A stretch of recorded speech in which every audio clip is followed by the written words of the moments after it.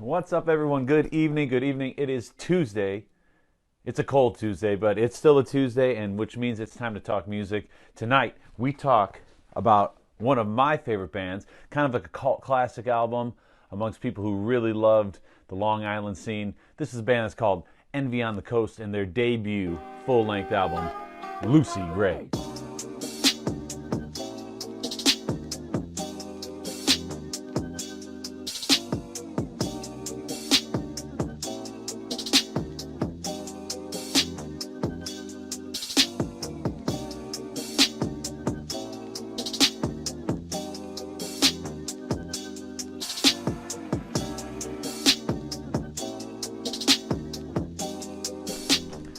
So welcome back to Vinyl Site Chat. I'm your host, as always, Anthony Pagorek. I'm from that indie alt pop band that hopefully you guys know and love by now called Park and Main, bringing you the history of some of my favorite albums and influences that I've had over the years. So, as always, I like to give you guys a little bit behind the scenes of how the album was created, talk about stuff the band members had to say about it, and even get nerdy sometimes and talk about some of that recording magic that happens behind the scenes. So, once again, this is Lucy Gray. It's the debut full-length album from the American post-hardcore band called Envy on the Coast. The album was released under what was called Photo Finish Records back in August of 2007. So we're shooting back some years right now. It was recorded at the Red Wide Audio Studios in Brooklyn, New York, and produced by Brian Russell. Brian Russell, in case you don't know him as a producer, he's worked with people like the Academy Is. He's also worked with bands like Dream Theater. Paul Simon, he even did some work for. And then he's also done work for Coldplay as well as a producer. So kind of all over the map, and he ended up working with Envy on the Coast. So this album was a follow-up to their debut self-titled EP that was pretty much came out a year beforehand. Which kind of established them on the scenes, and to be honest with you, when I first heard that stuff, I saw like a live video of them on TV when they were much younger, and wasn't like super impressed with it. Like I saw their live set, I was like, man, I don't know about this, but guys, you know, I maybe watched a song and a half, and I was like, I'm done. Swore the band off. I was like, well, this band's probably not going to really do well. And then they come out with this album, and a buddy of mine was like, you got to listen to this album. I was like, no, they were terrible live. And I listened to this album, and within that year, they grew up so much as a band. I am so glad that they did, because this album right here that they brought to us is truly an absolute gem. And if you've never heard it before or listened to it, you got to listen to this stuff, especially if you're a fan of everything that was coming out of the Long Island scene back in the 2000s. So why is it worth talking about? Like I said, in the 2000s, we were dominated by bands from the Long Island music scene. And this band wanted to separate themselves. They didn't want to be copycats of the scene. They made it a specific point in the studio. And that's a lot of stress to put on yourself, but they wanted to find their own space. They were respected as a band in the scene, but they wanted to actually write something that really showcased all their abilities. And it's really on point what happens in this album. It's very few times that you hear an album where all of the members are truly featured. All right, the vocalist does these amazing, displays his amazing range. Guitar players are super technical and doing super cool, vibey things. The bass player, he's probably one of my favorite bass players, out of the 2000s. There's a huge influence for me, just the way that guy grooves and vibes with the music. And their drummer is probably one of the most ridiculous. This is probably one of the most ridiculous, all-around drum albums that I've heard from someone in the genre. Absolutely amazing, super technical player. And so it's amazing when you get music that gets to show off all that. There's so many times where you're like, yeah, is that guy really that good? And, he's playing to the songs, he's playing to the music, and then you see that guy go off, and you're like, oh, that guy's ridiculous. But it doesn't always come across sometimes in the music that bands choose to play. And in here, they not only made great songs, but they were also able to showcase all their abilities at the same time. So if we talk about one thing that runs consistent in the album itself, it's growing pains, I would say. It's the case with many bands when they first get started. Okay, they were young, they were kind of just getting out of high school and everything when all this was starting. And so when you're a young musician, at that time, you really don't know who you are.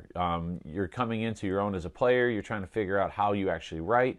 And then you get signed and you get thrown into this environment where, a lot of bands, they get to do it for years and years and years, and they get signed. And during all those years and years and years, they grow, they learn, and figure out who they are. And other bands, they're grabbed onto right away and they're thrown into the deep end, and it's like sink or swim.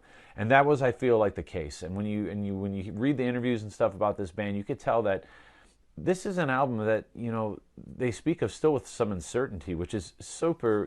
It's kind of like sad to hear that, because it affected so many people and continues to affect so many people today.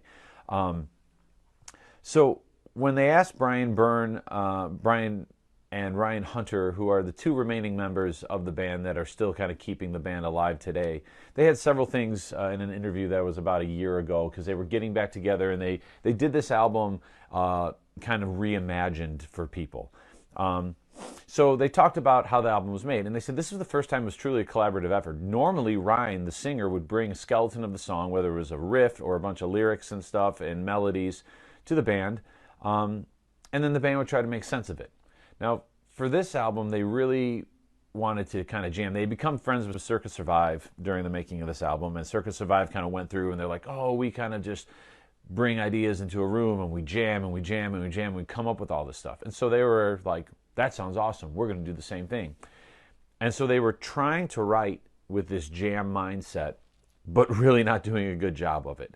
You had Dan, their drummer, who was like super a technical guy and really wanted to get all of his parts hammered out and everything figured out before the band, really tried figuring out, the whole rest of the song. He really wanted to have concrete ideas to come in with to kind of shape the song and put his like stamp on it.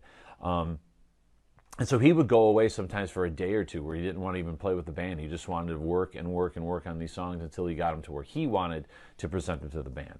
You had the bass player who kind of liked really just vibing with people, so he really never wrote anything until a lot of other people had stuff done. He kind of wanted to come in and then kind of set and see where he sat in the mix.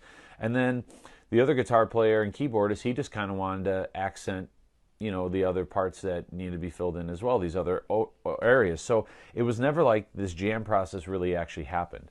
And so because of that, it caused a good amount of frustration during that writing process. They spent about 2 months straight living in a house together trying to write this album. Now, lyrically, the album continues to be somewhat kind of a frustrating thing for the members of the band. And the reason is that when they're looking back at this time period, Ryan really talks about that, like, he was a young kid who thought he had it all figured out. He had just gotten out of Catholic school and kind of was had some questions about a lot of things about his personal life. And he's like, I listen to this and I just hear a kid who just kind of makes me cringe right now, because he knew, now looking back at it, he's like, I didn't know what I thought I knew back then. And I think that's tough for an artist to have to deal with that, because here's a body of work that is looked at so widely regarded, and then you as a musician just still can't. You're not like comfortable in your own skin. And Ryan even said that after they wrote the album, even though he looks back at it fondly and the whole process of making it, he still kind of just only remembers good stuff. He said after the album was recorded, he didn't even listen to the album.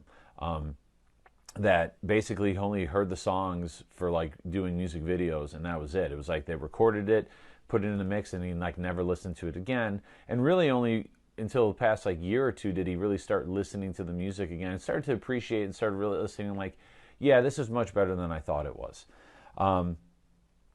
So when you're looking at this album in general, like I said, it's a really cool pressing that they did several years back about this beautiful blue color here that's kind of transparent and everything.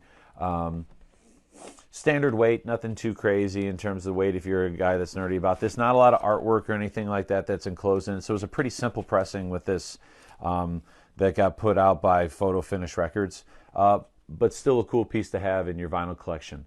For me, if we're looking at my favorite songs, The Gift of Paralysis for me was like one of those that was like absolutely amazing the first time I heard it. And then I also love If God Smokes Cheap Cigars is another one of my picks to click if you guys are looking at what songs to definitely check out. But this album just starts off pure fire, man, with Sugar Skulls. It really sets the tone of the whole album. And it's really one of these things that, for me, this album still is I start jamming this, and it's just like front to back. I just don't stop. I don't even skip around. I got to listen to this thing as a collective whole, which I think says a lot about this band.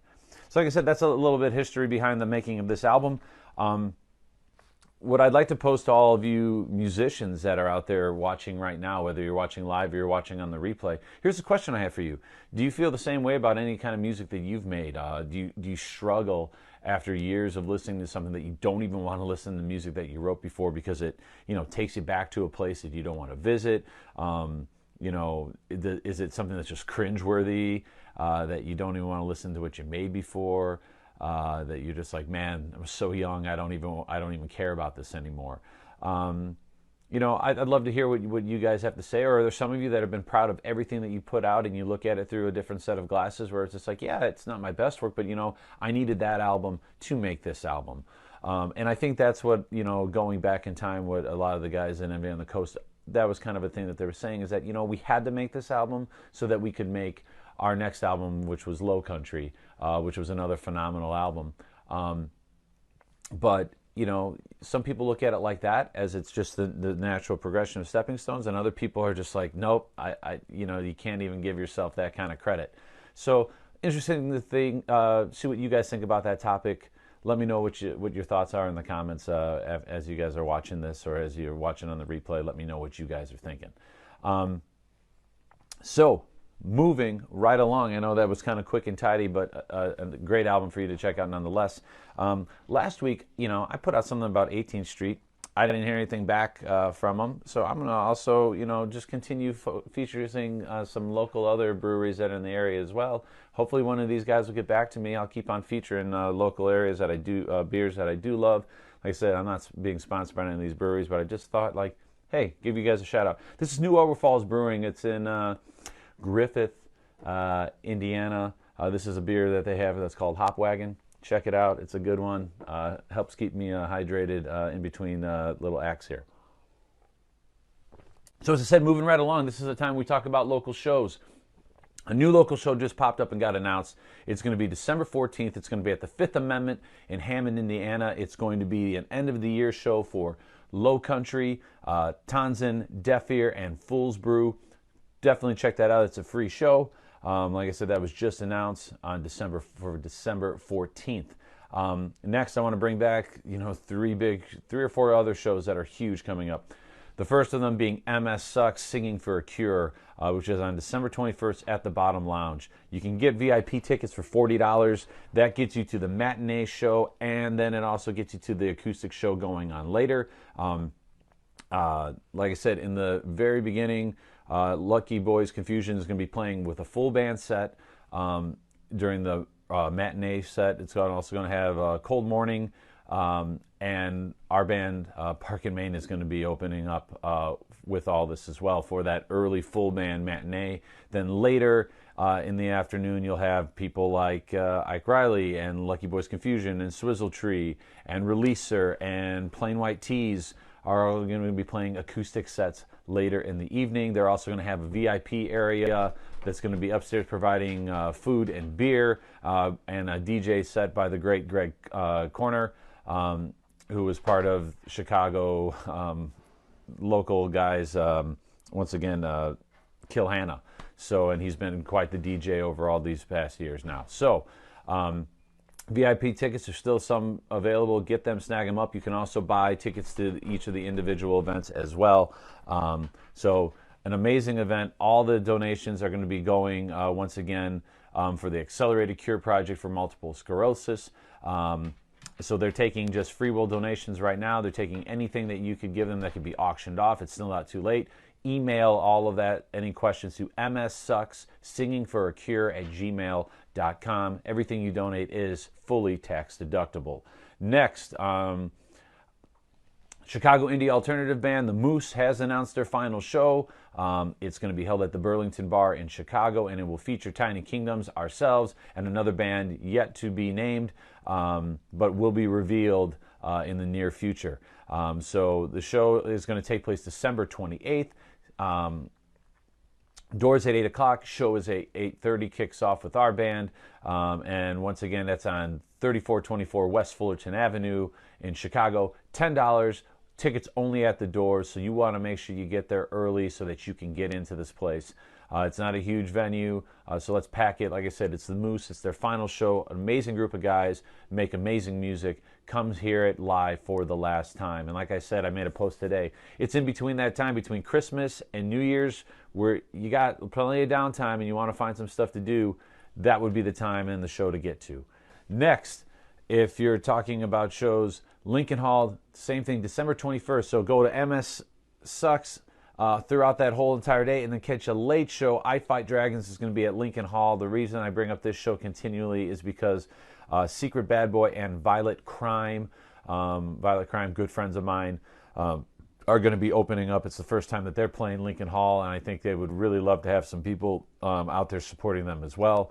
So please make it a full day. Go and support that charity all day long. Get some music, some food in you, and then cap the night off with another late show. Why not? What else do you have to do?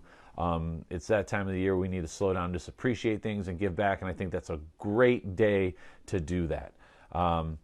So yeah, that is everything that I have for you guys in terms of shows that are coming up throughout the month of December. Until our next episode, next week I'm going to feature some of my favorite Christmas music. And I know you might be saying, what, Christmas music? I've heard enough already.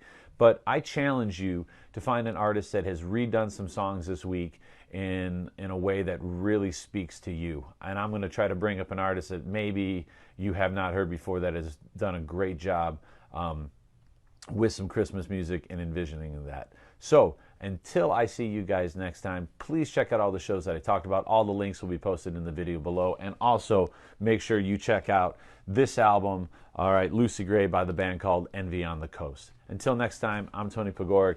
You guys take care and talk to you guys real soon.